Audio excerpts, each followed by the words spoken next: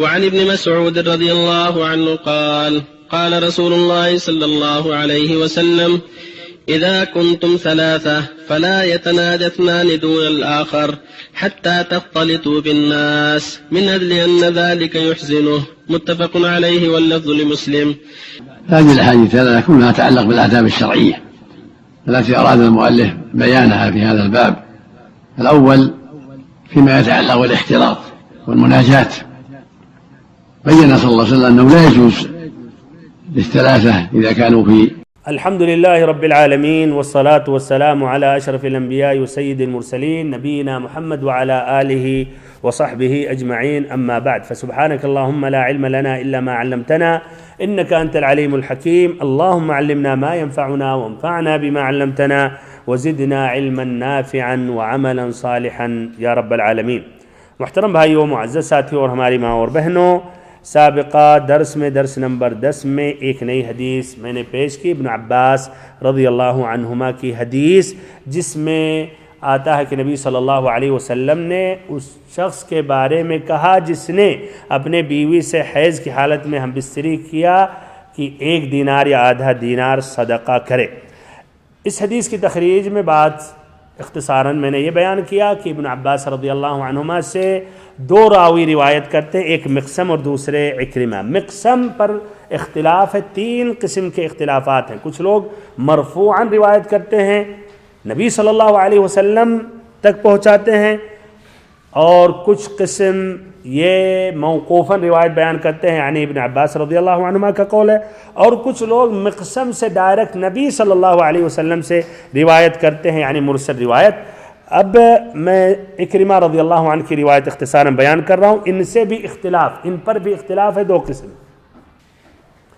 تو عکرمہ پر بھی اختلاف ہے، 2 قسم کے اختلاف ہے۔ پہلی قسم، کچھ لوگوں نے روایت کی عکرمہ سے، اور عکرمہ روایت کرتے ہیں ابن عباس سے، اور ابن عباس روایت کرتے ہیں کن سے؟ نبی صلی اللہ علیہ وسلم، یعنی مرفوع، جس طرح پہلی وجہ جو مقسم سے ہے، مرفوع روایت بیان کرتے ہیں۔ اور دوسرا اختلاف، دوسری قسم ہے، روایت کرتے ہیں عکرمہ سے، اور عکرمہ روایت کرتے ہیں ابن عباس سے، اور ابن عباس ڈائریکٹ خود، یا ابن عباس کا خود وہ فتویٰ، یعنی موقوف روایت ہے۔ تو 2 قسم کا اختلاف، مرفوع اور موقوف۔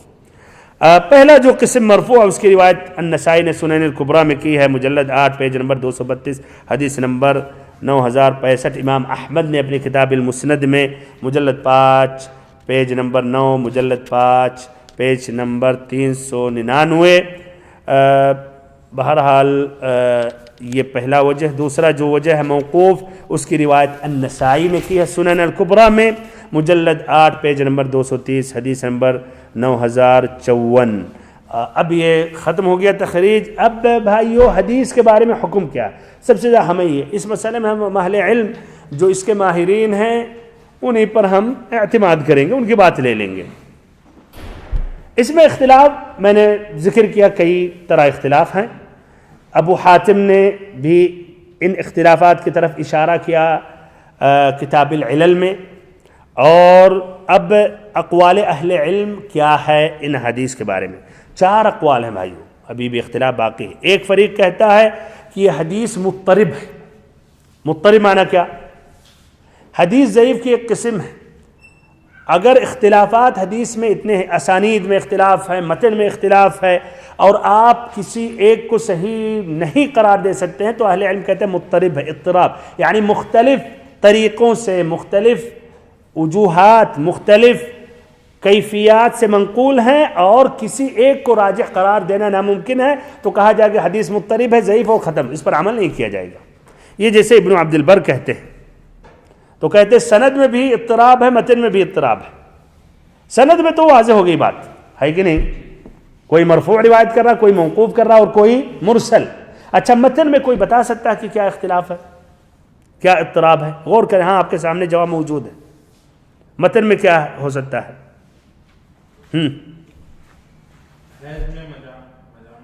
یہ حدیث، ہاں کہاں اضطراب؟ اس میں یہ ہے کہ 1 دینار صدقہ کرے گا یا آدھا دینار، یہ، اور کچھ روایتوں میں آدھا دینار بس آیا ہے، اور کچھ میں 1 دینار آیا ہے، تو ادھر یہ بھی ایک طرح کہتے ہیں طرح. المهم پہلا قول بہت اختصار کے ساتھ وہ کہتے ہیں مضطرب ہے. دوسرا فریق کہہ رہا کہ حدیث ضعیف ہے، جس طرح کہ ابن المنذر النووی رحمہ اللہ نے کہا.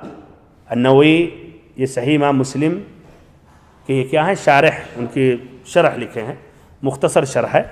تو اس میں انہوں نے تو یہاں تک کہا وہ حدیث ضعیف باتفاق الحفاظ، تمام حفاظ محدثین کے نزدیک حدیث ضعیف ہے. لیکن کیا رہا بھائی اتفاق صحیح ہے کہنا سامنے ہی. وہ صححہ الحاکم ابن القطان، کچھ اہل علم نے صحیح قرار دیا. تو بہرحال ہاں دوسرا قول ہے کہ فریق کچھ ائمہ نے علماء نے کہا ضعیف ہے، لیکن اجماع بالاتفاق نہیں، یہ صحیح نہیں. جس سے ابن عبد الحادی نے بھی رد کیا اور کہا کہ یہ جس نے کہا کہ یہ حدیث ضعیف ہے بالاتفاق وہ وہم میں واقع ہوا، یعنی غلطی اس نے کی. تیسرا قول یہ ہے کہ مرفوع روایت ہاں صحیح ہے. جس طرح کس نے کہا یہ کس نے کہا یہ حدیث صحیح ہے؟ بہت صحیح. حاکم نے، ابن القطان نے کہا صحیح ہے. ایسے ابن دقیق العید نے کہا، جس طرح کہ ابن حجر رحمہ اللہ نقل کرتے ہیں.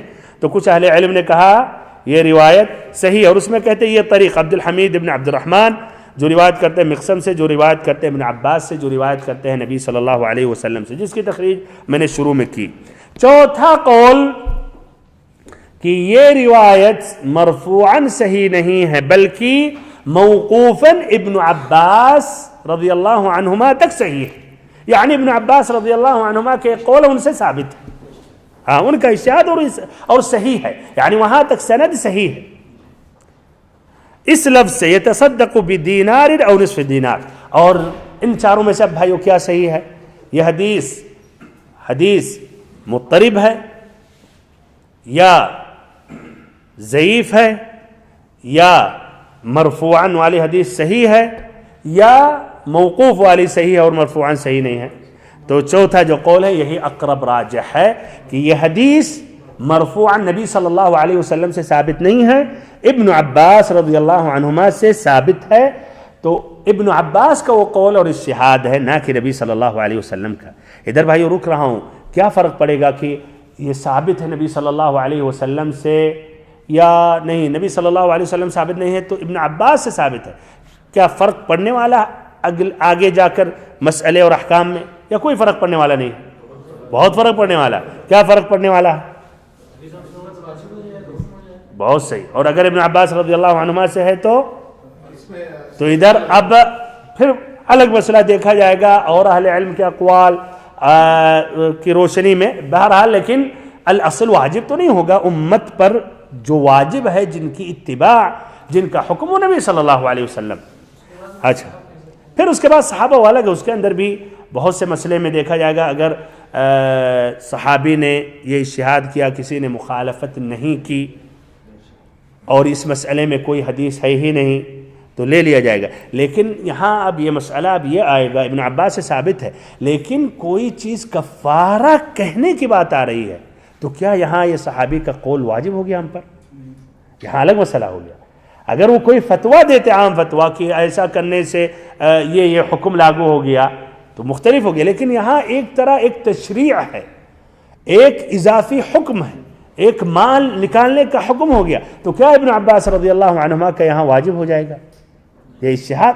تو ادھر بھی اسی لیے تفصیل ہے صحابہ کرام سے اگر وہ منقول ہے. تو بہرحال خلاصہ کلام یہ حدیث موقوفاً ابن عباس رضی اللہ عنہما سے ثابت ہے، اور کئی اہل علم نے یہ ذکر کیا، جس طرح شعبہ سے منقول ہے، سفیان بن عیینہ سے، اور یہی اقرب الی الصواب ہے. اب اس حدیث سے جو مستنبط فائدے یا فائدے سے پہلے یتصدق بدینار او بنصف دینار، یتصدق بدینار او نصف دینار، اور اس سے پہلے یأتی امرأتہ سے مراد کیا؟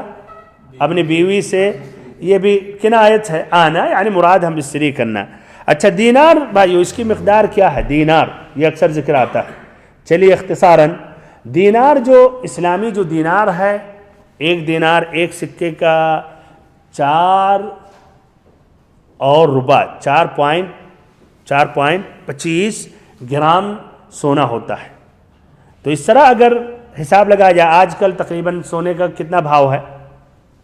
130 ریال خالص جو سونا، یعنی 130 چلیے 150 تک بھی پہنچ گیا تھا، 150 پکڑ لیں، 150 اگر ہے تو کس 1 گرام کا، تو 1 دینار کا کتنا ریال ہو گیا؟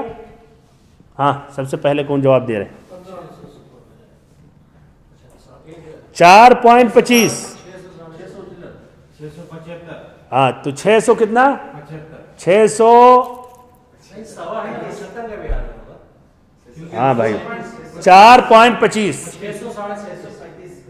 اچھا حساب بالضبط لگائیں، موبائل نکال لیں، 4 ضرب آپ کریں گے 150 میں تو ہو گیا 637 تو پھر سے دیکھ رہے ہیں یار، حساب لگائیں، 4.25 ضرب 150 کتنا ہو گیا؟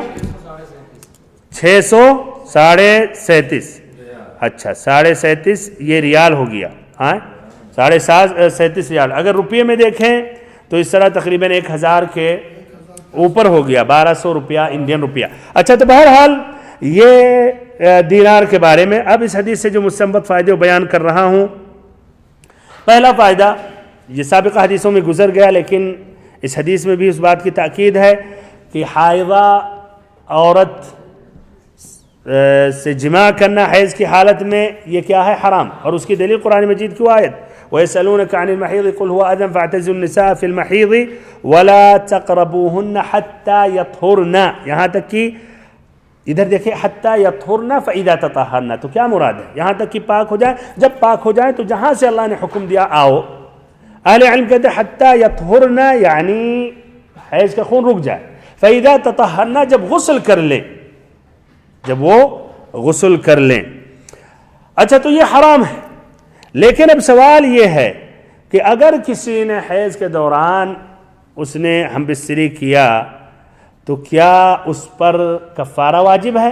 اس حدیث کے روشنی میں یہ بات واضح ہو رہی ہے کہ جس نے ایسا کیا تو اس پر کفارہ واجب ہے۔ کفارہ کی مقدار کیا ہے؟ 1 دینار یا آدھا دینار صدقہ کرے۔ کیوں؟ اس لیے اس نے جو گناہ کیا اس کے کفارہ، اس کے بدلے میں اس گناہ کو معاف ہونے کے لیے۔ یہ قول ہے امام احمد کا، شافعی کا پرانا مذہب، ایک ان کا مذہب قدیم ہے، مذہب جدید ہے۔ دوسرا قول اس مسئلے میں کیا ہے کہ کفارہ واجب نہیں ہے، بلکہ کیا کرے تب؟ جس طرح کی اور گناہوں میں جب واقع ہوتا ہے استغفار کرے، توبہ کرے، ویسے ہی استغفار کرے، توبہ کرے اللہ تعالیٰ سے اور ارادہ کرے آئندہ نہیں کرے، نادم ہو۔ یہ قول کس کا ہے؟ جمہور اہل علم کا، جس میں احناف، مالکیہ، شافعیہ کا جو مذہب جدید ہے، امام احمد سے بھی ایک روایت منقول ہے، الظاہریہ کا بھی یہی قول ہے، اور سلف صالحین میں ایک بڑی جماعت کا بھی یہی قول ہے، جس طرح محمد بن سیرین، عطاء ابن رباح، ابراہیم النخعی، جنہوں نے کہا کہ صدقہ کرے گا ان کی تو دلیل ہی سامنے ہے۔ اچھا جنہوں نے کہا کہ نہیں صدقہ نہیں ہے، ان کی دلیل کیا ہے؟ ہاں ان کی دلیل کیا ہے؟ حدیث صحیح نہیں ہے، بالکل حدیث صحیح نہیں ہے، یہ جواب ہے۔ ایسے انہوں نے ایک دوسری حدیث سے استدلال کیا، اگرچہ وہ حدیث ضعیف ہے لیکن استدلال انہوں نے کیا جو روایت ابو داؤد نے کی ہے، ترمذی نے، اور صحیح یہ ہے کہ موقوف ابو ہریرہ رضی اللہ عنہ پر، مرفوع نہیں ہے، جس میں ہے من اتى حائضا او امرأة في دبرها او كاهنا فصدقه فقد برئ بما انزل على محمد وفي روایت فقد کفر، کہ جو حائضہ عورت سے جماع کیا یا ایسے ہی عورت کے پیچھے سے آیا دبر میں، اور ایسے کسی کاہن نجومی کے پاس آیا، اس نے تصدیق کی، تو جو اللہ نے محمد صلی اللہ علیہ وسلم پر نازل کیا اس نے براءت یعنی براءت کیا کہ انکار کر دیا اس نے۔ اور ایک روایت میں کہ وہ کافر جو اللہ نے نبی صلی اللہ علیہ وسلم پر اتارا اس نے کفر کیا، یعنی قرآن سے کفر کیا۔ یہ حدیث بہرحال ضعیف ہے۔ تو کہے اس حدیث میں استدلال کس طرح بھائیو؟ اس حدیث سے کس طرح استدلال کیا گیا کہ کفارہ واجب نہیں ہے؟ کفر کا ذکر آیا اور ایسے ہی کہ اس نے انکار کیا لیکن اس میں کفارہ کا ذکر نہیں آیا، تو یہ بھی استدلال یہ اپنی جگہ یہ معقول ہے لیکن حدیث میں کلام ہے۔ بہرحال اختلاف کا اصل سبب کیا ہے؟ یہ حدیث صحیح اور ضعیف. جس اہل علم نے کہا یہ حدیث صحیح ہے تو انہوں نے کہا کفارہ واجب ہے، اور جنہوں نے کہا کہ حدیث صحیح نہیں ہے انہوں نے کہا کفارہ واجب نہیں ہے. اور واضح ہوا کہ صحیح جو مسئلہ ہے کہ وہ حدیث ثابت نہیں ہے مرفوعاً، تو اس طرح کفارہ کیا واجب نہیں ہے، بلکہ کیا واجب ہے کہ بندہ استغفار کرے اور توبہ کرے، رجوع کرے. اچھا، اب مان لیتے ہیں کہ یہ قول راجح ہے کفارہ، یا مان لیتے مرجوح ہے، لیکن جو کہتے کفارہ واجب ہے ان کے نزدیک اب یہ کفارہ صرف مرد پر واجب ہے یا عورت پر بھی؟ صرف مرد پر ہے کہ عورت پر بھی؟ دونوں پر. اس قول کے مطابق آدمی پر واجب ہے، اور ایسے عورت پر بھی اگر اسے علم ہے کہ یہ حرام ہے اور وہ بھی راضی تھی تو اس پر بھی واجب ہے. اور اگر وہ راضی نہیں تھی یا اسے اس کا علم نہیں تھا تو اس پر کفارہ نہیں ہے. اس لیے بھائی شریعت کے قاعدہ ہے، نبی صلی اللہ علیہ وسلم کی حدیث عفی لامتی الخطأ والنسیان وما استکرہ علیہ، کہ ہماری امت کے لیے معاف کر دیا گیا 3 چیزیں. اگر غلطی سے واقع ہو رہا آدمی غلطی سے گناہ کر رہا ہے، یا ایسے بھول گیا، یا جبرن زبردستی، تو اگر شوہر نے زبردستی کی تو پھر اس پر یہ کفارہ نہیں ہے. تو یہ قول یہی اقرب الی الصواب ہے. کچھ اہل علم نے کہا کہ نہیں، اس پر واجب نہیں ہے، صرف مرد پر واجب ہے. اس طرح اس حدیث کے متعلق بات مکمل ہو گئی. اور اب اس کے بعد میں حدیث نمبر 10 باب الحیض کا پیش کرنے جا رہا ہوں. حدیث پڑھ رہا ہوں. وعن ابی سعید رضی اللہ عنہ قال قال رسول اللہ صلی اللہ علیہ وسلم الیس اذا حاضت المرأة لم تصلی ولم تصم، یا الیس اذا حاضت لم تصلی ولم تصم، متفق علیہ فی حدیث. حضرت ابو خدری یا ابو سعید خدری رضی اللہ عنہ روایت کرتے ہیں کہ رسول اللہ صلی اللہ علیہ وسلم نے فرمایا، کیا عورت جب حالت حیض میں ہوتی ہے تو نماز اور روزہ چھوڑ نہیں دیتی؟ کیا عورت جب حالت حیض میں ہوتی ہے تو نماز اور روزہ چھوڑ نہیں دیتی؟ بخاری و مسلم کی یہ لمبی حدیث کا ٹکڑا ہے. پوری حدیث انشاءاللہ بھی میں بیان کر رہا ہوں تخریج بیان کرنے کے ساتھ. تو اس حدیث کی تخریج روایت کس نے کی؟ امام بخاری نے.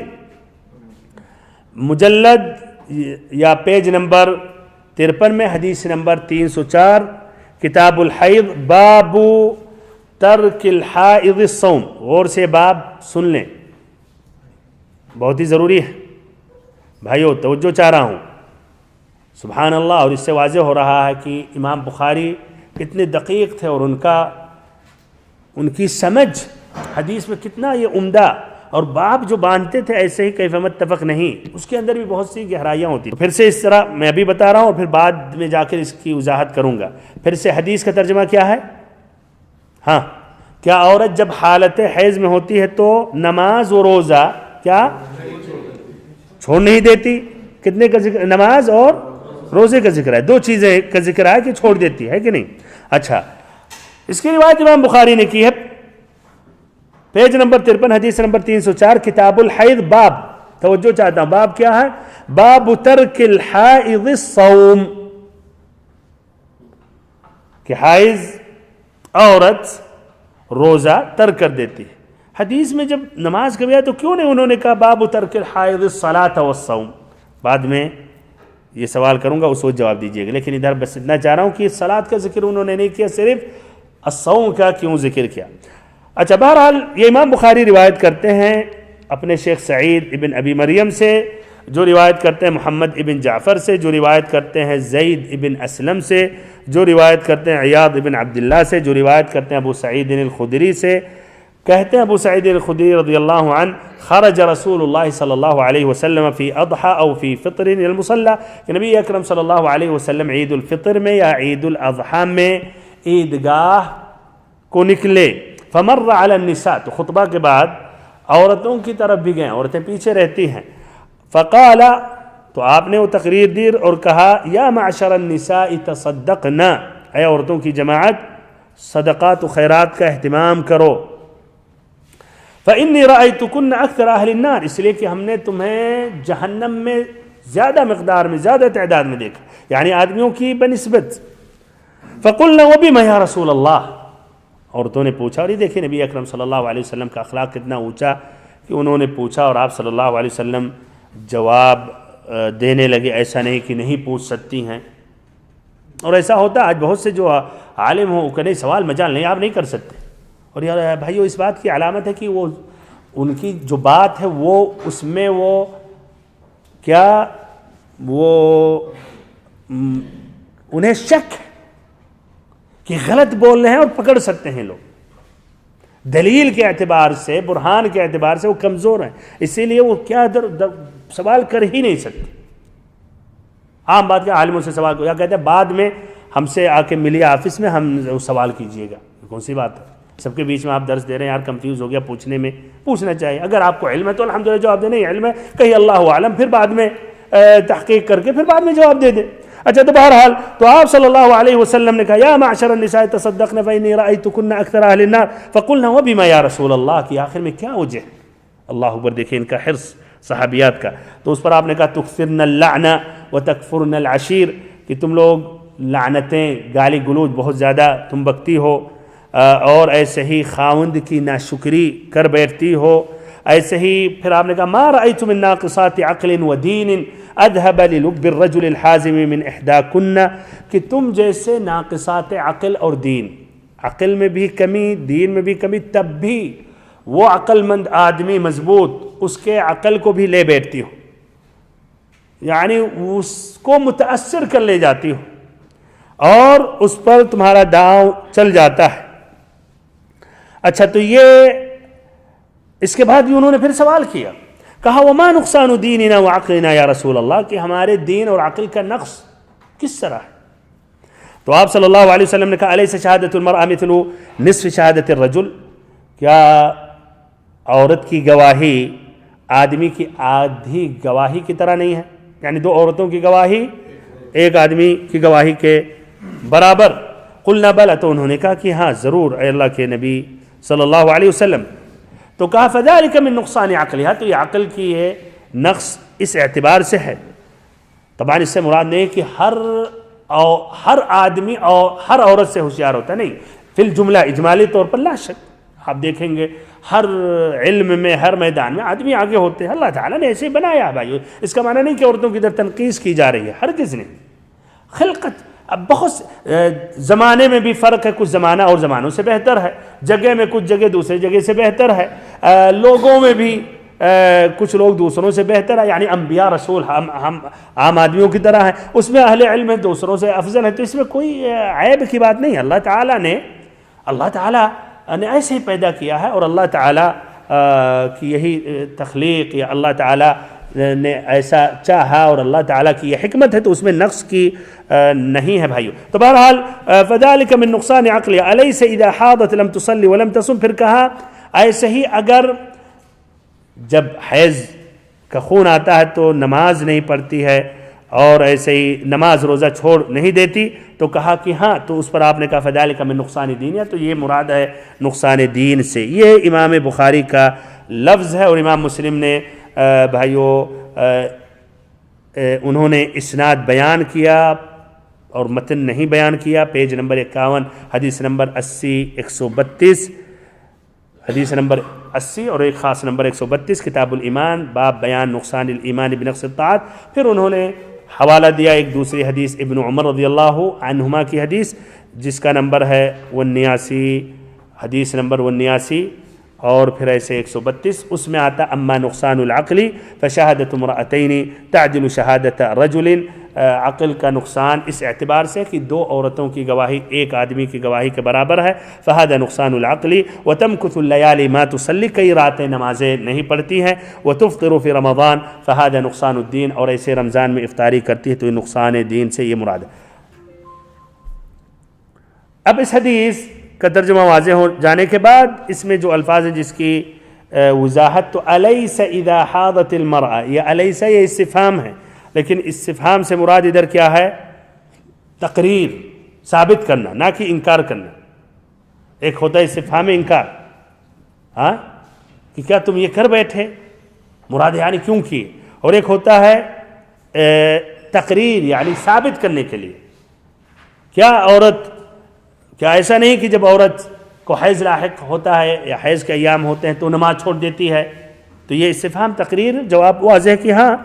اچھا، تو یہ حدیث کے الفاظ کے متعلق۔ اب اس حدیث سے جو مستنبط فائدے ہیں، تو پہلا فائدہ یہ ہے کہ حائضہ عورت حیض کے ایام میں، حیض کے دوران میں نماز وہ کیا ترک کر دیتی ہے، اور اگر وہ نماز پڑھے تو اس کی نماز مقبول نہیں ہے۔ کیوں؟ طبعاً حدیث ہے واضح، لیکن اور ہاں اس لیے کہ نماز کے لیے طہارت کا ہونا شرط ہے، اور جسے حیض آ رہا تو وہ پاک نہیں ہو سکتی ہے، اور یہ مسئلہ اجماع ہے، یہ مسئلہ اجماع ہے۔ کوئی عالم نہیں کہتا نہیں حیض کو پڑھ سکتی ہے ضرورت کے وقت۔ ایک جس طرح کہ حضرت نے سوال کیا، کہا کہ ایک عورت کا ارجنٹ مسئلہ ہے لیکن حیض کی حالت میں استخارہ پڑھنا چاہتی ہے، یار نہیں پڑھ سکتی، ارجنٹ ہے، یعنی ہو سکتا ہے شادی کا مسئلہ ہے، اس کو قبول کرے یا نہیں، تو کیا اس کا حل ہے نماز پڑھے؟ نہیں، اس کا اور حل ہے، آپ یا تو ٹائم اتنے دن کے بعد ہم جواب دیں گے، یا استشارہ مشورہ کرے، دعا کرے، المہم نماز نہیں پڑھ سکتی۔ یہ کون سی بات ہے کہ ضرورت کی وہ نماز پڑھ سکتی ہے؟ یہ مسئلہ اجماع ہے، کوئی عالم نے نہیں کہا کہ ضرورت وہ نماز پڑھ سکتی ہے۔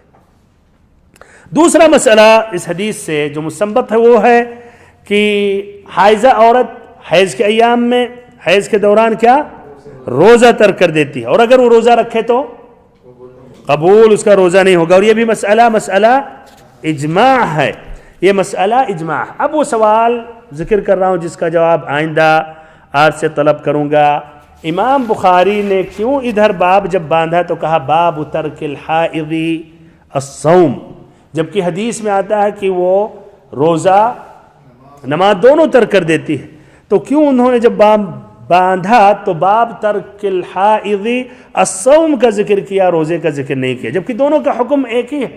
حیض کے دوران نہ نماز اس کی صحیح ہے، نہ نماز پڑھ سکتی ہے، نہ ایسے ہی روزہ رکھ سکتی ہے۔ انشاءاللہ اس کا جواب آئندہ درس میں دوں گا۔ اللہ تعالیٰ سے آخری میں دعا کرتا ہوں کہ اللہ تعالیٰ ہم سبھی کو علم نافع عطا کرے، ہم سبھی کو صراط مستقیم پر چلائے۔